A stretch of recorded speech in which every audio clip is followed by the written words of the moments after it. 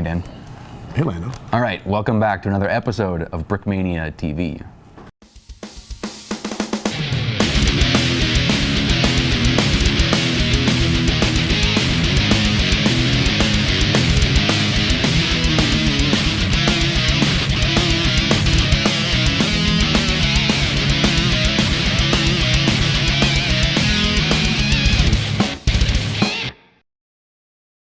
With a brand new intro. Pretty spiffy. Did you see that brand new intro, Dan? I did. I watched it this morning right after I made it. It's Wow. Cool. Yeah. Cool intro. Anyways, yeah, awesome intro. Today we have the Widowmaker. This is the M35A1 specifically, right? Yes, M35A1 gun truck. Gun truck. Cool. So what's a gun truck? Well, any truck with guns attached to it becomes a gun truck. So you like your, basically in Vietnam, the gun truck means any military vehicle that they improvise into a truck, an armored or unarmored truck with firepower, usually for convoy protection. This unit, this truck is pretty unique actually. So talk a little bit specifically about it. So. What's so unique about this? Well, this is actually a quad 50. So this is a anti-aircraft mount. It's an M55 quad 50 anti-aircraft mount, and this unit, there was actually 4 of these anti-aircraft units sent over to Vietnam during the war. The Army thought there would be much more need of anti-aircraft protection, which turns out that the North Vietnamese Air Force is pretty much a no-show on the ground. Right. Turns out there was really no need for these, but they kept the units there because they were so effective as anti-ground fire. Right. These quad 50s, I mean, they had them in World War II, they had them in the Korean War. Along with the Dusters, it was like basically a tank with 2 40 millimeter Bofors anti-aircraft guns on it. And the other version would be these basically a trailer with the quad 50 mounted on it. And what they did is these were used as like base perimeter defense. So pretty much the NVA or the Viet Cong would see these guns and they'd go running the opposite direction, because there's really nothing you can do about 4 50 caliber machine guns shooting at you all at once. Right, and you were saying the rate of fire on these was pretty crazy. It's like 1,000 rounds a minute or something. And I mean, you hear the veterans talking about it, like, we just spent $10,000 in taxpayer money in 1 minute shooting these things. Yeah, it's crazy. So, but basically what it was is these were originally mounted on trailers, towed to where they were supposed to be protecting the troops, the bases, whatever. And what happens is all these bases strung out all over the country needed to be resupplied. Some resupply happened by air, but most of the resupply would happen by convoys. And the convoys were getting ambushed, so the transportation units were improvising their own gun trucks. Right. They'd make an armored box on the back of the truck, or mount machine guns on it. And somebody had the wise idea of like, hey, let's put these anti-aircraft guns in the convoys as additional protection. So instead of towing the guns, what they did is they pulled the gun off the trailer. So I have this trailer here. This is like the mount that it would originally be on. And then they dropped it. They made a bracket. They could drop it in the back of the truck. So there was tons of these Army M35s and M35A1s, 2.5 ton, deuce-and-a-half trucks, and then 5-ton trucks as well. So they were mounting these guns in the back of the trucks. And you'll see other ones. You'll see them with armored wings on them sometimes. So they would improvise armor. There's an armor plate in the front of this gun right here. It would protect the gunner. He sits down inside of here. They actually made these sort of improvised armored shields too.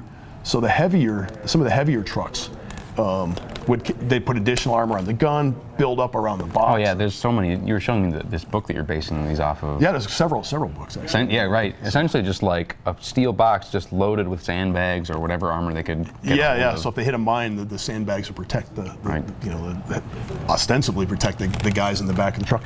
They'd shoot these guns. The back of the truck would be just full of brass. Right. So in the instruction book, we actually are printing a picture of them dumping the brass out of one of these trucks into a dump. You should see the size of the pile of brass they have. So this is the second time we've made one of these from Lego. We're doing it for on request of the Vietnam vets who were there. They requested this several times. I work with a couple of groups of veterans, and we're doing it for them, but we're also going to do it for the general public. Cool. So I'll tell you a little bit about the model here. That's the history. I mean, there's such a huge variety of different gun trucks. This is just one of many, many examples. Yeah, these were active in Vietnam, like late 60s through early 70s.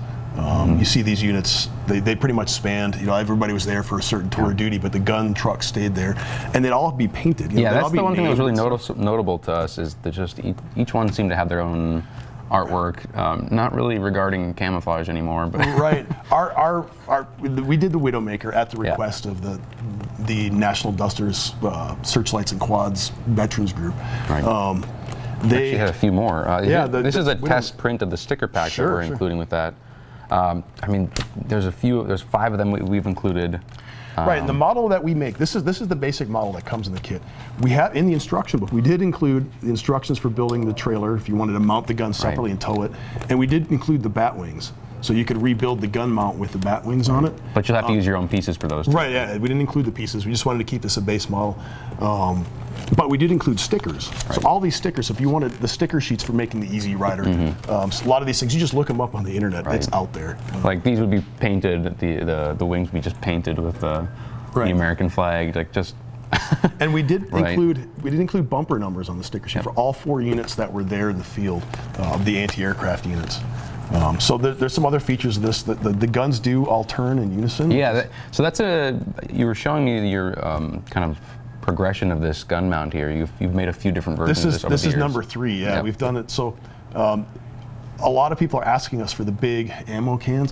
Turns out in Vietnam they didn't use those gigantic tombstone cans that they had in World War II, so this is accurate, even though 2 of these are actually facing backwards, but we're not going to ask Will to make a special ammo box just for 100 models. It just doesn't seem right.